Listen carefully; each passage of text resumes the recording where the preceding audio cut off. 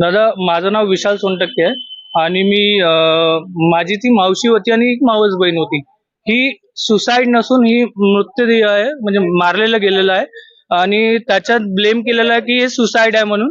आणि खूप टॉर्चर केलेलं आहे, म्हणजे जेव्हा जे लोकेश राव आहे त्यांनी खूप टॉर्चर केलेलं आहे.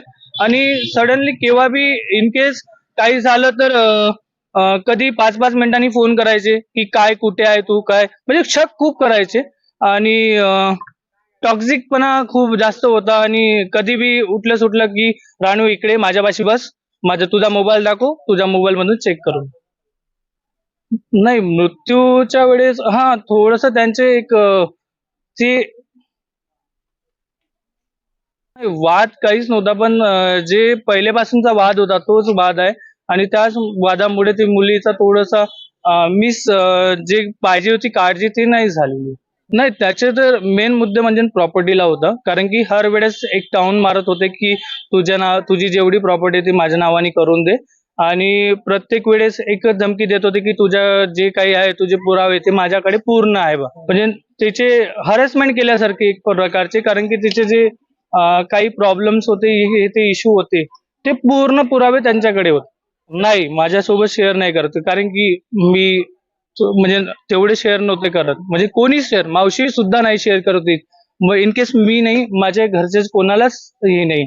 कारण की मी सडनली मी तिथे राहून बी मला माहित नाही की अशी सिच्युएशन होऊ शकते.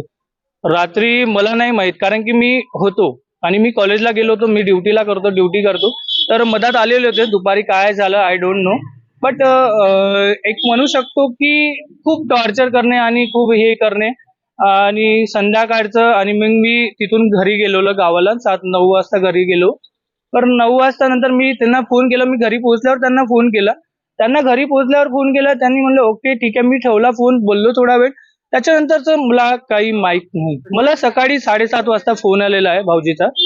त्यांनी मला क्लिअर कट सांगितलं की रानू आणि मावशीचा डेट झालेली, म्हणजे आकांक्षा. सदरची घटना या सकाळी निदर्शनास आलेले. यामध्ये आकांक्षा लोकेश ब्रह्मे वय 29 वर्ष आणि संगीता श्रीराम ढबाले वय 52 वर्ष या मायलिकींनी आत्महत्या केल्याची घटना सकाळी निदर्शनास आलेली आहे. त्या अनुषंगाने सदर घटनेमध्ये अकस्मात मृत्यूची नोंद करण्यात आलेली आहे.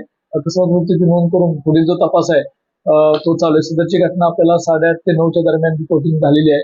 त्या अनुषंगाने पुढील तपास चालू आहे. तपासामध्ये ज्या काही गोष्टी येतील त्यानुसार पुढील कारवाई करण्यात येईल. तर आपल्याला कशी काही माहिती मिळाली, कोणाकडून माहिती मिळाली? ही माहिती आहे ती शेजारी जे राहणारे लोक आहेत ते आणि त्यांचे जे जावई आहेत त्यांच्याकडून आपल्याला पोलीस स्टेशनला माहिती मिळालेली. त्या अनुषंगाने पोलिसांनी